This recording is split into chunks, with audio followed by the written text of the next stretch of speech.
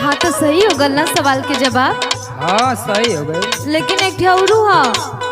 कितना अरे एक ठेउरू बता पूछी। हम ना मन भी तो पूछ, तू पूछबी तो बताई के पड़ी। एक ठेउरी है पूछी। पूछ पूछ। सुनो। कौन चीज डूबला से नहीं रोकल जाला, हमरो के देता समझा।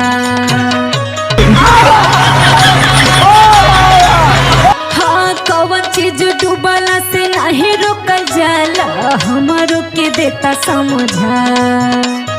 सोचा सोचा नाना दो के भैया दे दा सवाल के जवाब। नहीं जाई।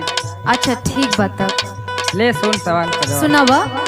सूरज के डूबला से नहीं रोकल जाला, लख करे कोशिश ऊपर।